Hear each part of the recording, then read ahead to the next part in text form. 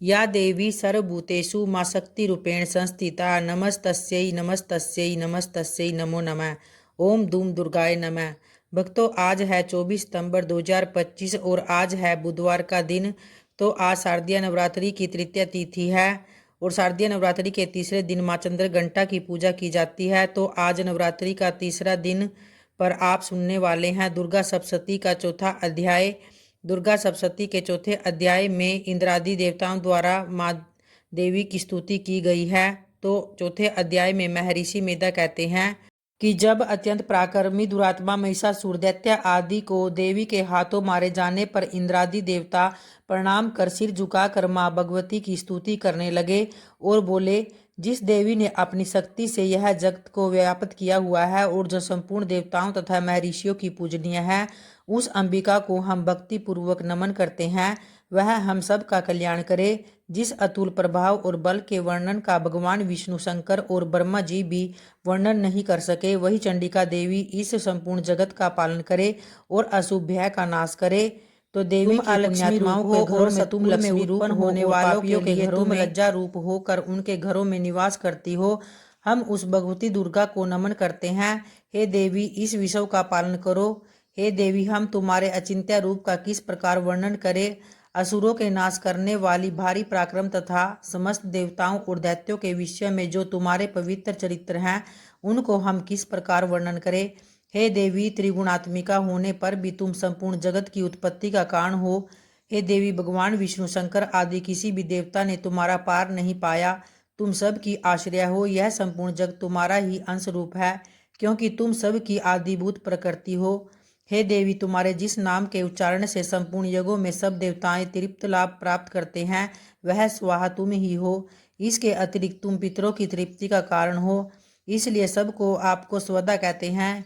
हे देवी, वह विद्या जो मोक्ष की देने वाली है, जो अचिंत्य महाज्ञान स्वरूप है, तत्वों के सार को वश में करने वाले, संपूर्ण दोषों को दूर करने वाले, मोक्ष की इच्छा वाले मुनिजन जिसका अभ्यास करते हैं, वह तुम ही हो। तुम वाणी रूप हो और दोष रहित ऋग्वेद तथा यजुर्वेदों की एवं उद्गीत और सुंदर पदों के पाठ वाले सामवेद की आश्रय रूप हो। तुम भगवती माँ हो। इस विश्व की उत्पत्ति एवं पालन के लिए तुम वार्ता के रूप में प्रकट हुई हो और तुम संपूर्ण संसार की पीड़ा हरने वाली हो। जिससे सारे शास्त्रों को जाना जाता है, वह मेधा शक्ति तुम ही हो। तुम्हारी कांति इतनी मनोहर है कि कमनियां तुम्हारे रूप को देखकर महिषासुर क्रोध से भर जाते हैं। यह बड़े आश्चर्य की बात है। और हे देवी, तुम्हारा यही मुख जब क्रोध से भर गया तो उदय काल के चंद्रमा की भांति लाल हो गया और तनी हुई बोहों के कारण विकराल रूप हो गया। उसे देखकर भी महिषासुर के शीघ्र प्राण नहीं निकल गए। यह बड़े आश्चर्य की बात है। आपके कुपित मुख के दर्शन करके भला कौन जीवित रह सकता है। हे देवी, तुम हमारे कल्याण के लिए प्रसन्न हो।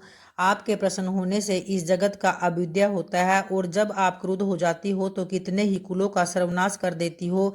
यह हमने अभी अभी जाना है कि जब तुमने महिषासुर की बहुत बड़ी सेना को देखते देखते मार दिया। हे देवी, सदा अभ्युदय प्रताप देने वाली तुम जिस पर प्रसन्न हो जाती हो, वही देश में सम्मानित होते हैं। उनके दान यश की वृद्धि होती है। उनका धर्म कभी शिथिल नहीं होता और उनके यहाँ अधिक पुत्र पुत्रियां और नौकर होते हैं।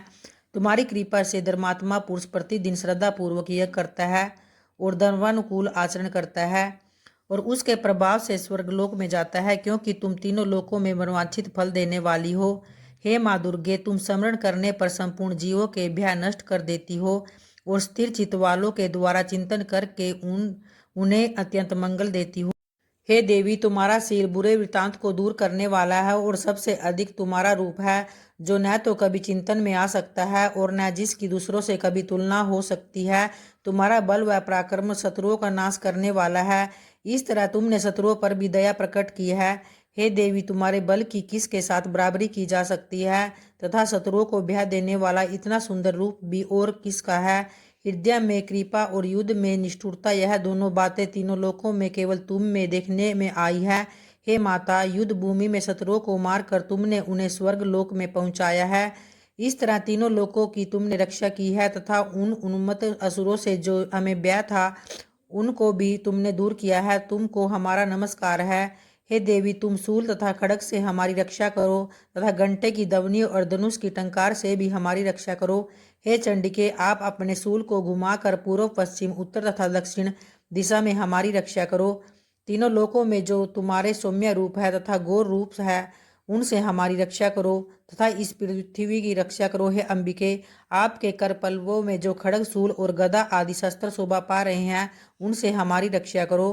तो इसके बाद फिर महर्षि बोले कि इस प्रकार जब सब देवताओं ने जगत माता भगवती की स्तुति की और नंदन वन के पुष्पों तथा गंध अनुलेपनों द्वारा उनका पूजन किया और फिर सब ने मिलकर जब सुगंधित व दिव्य धूपों द्वारा उनको सुगंधि निवेदन की, तब देवी ने प्रसन्न होकर कहा, हे देवताओं तुम सब मुझसे मनवांछित वर मांगो। देवता बोले, हे भगवती तुमने हमारा सब कुछ कार्य कर दिया, अब हमारे लिए कुछ भी मांगना बाकी नहीं रहा, क्योंकि तुमने हमारे शत्रु महिषासुर को मार डाला है। हे महेश्वरी तुम इस पर भी यदि हमें कोई वर देना चाहती हो तो बस इतना वर दो कि जब जब हम आपका स्मरण करें तब तब आप हमारी विपत्तियों को हरण करने के लिए हमें दर्शन दिया करो। हे अंबिके जो कोई भी तुम्हारी स्तुति करे तुम उनको वित्त समृद्धि और वैभव देने के साथ ही उनके घर और स्त्री आदि संपत्ति बढ़ाए और सदा हम पर प्रसन्न रहे। तो महर्षि बोले, हे राजन देवताओं ने जब जगत के लिए तथा अपने लिए इस प्रकार प्रश्न किया तो बस तथास्तु कहकर देवी अंतर्ध्यान हो गई। हे भूप जिस प्रकार तीनों लोकों का हित चाहने वाली यह भगवती देवताओं के शरीर से उत्पन्न हुई थी वह सारा वृतांत मैंने तुझसे कह दिया है। और इसके पश्चात दुष्ट असुरों तथा शुभ निशुंभ का वध करने और सब लोगों की रक्षा करने के लिए जिस प्रकार गौरी देवी के शरीर से उत्पन्न हुई थी वह सारा वृतांत वर्णन करता हूँ। तो इस प्रकार से श्री मार्कंडेय पुराण में सावर्णिक मनवंतर की कथा के अंतर्गत देवी महात्म्य इंद्रादि द्वारा देवी की स्तुति नामक चौथा अध्याय पूर्ण हुआ। तो प्रेम से बोलिए भक्तों, ओम देवी चंडिकाय नमः।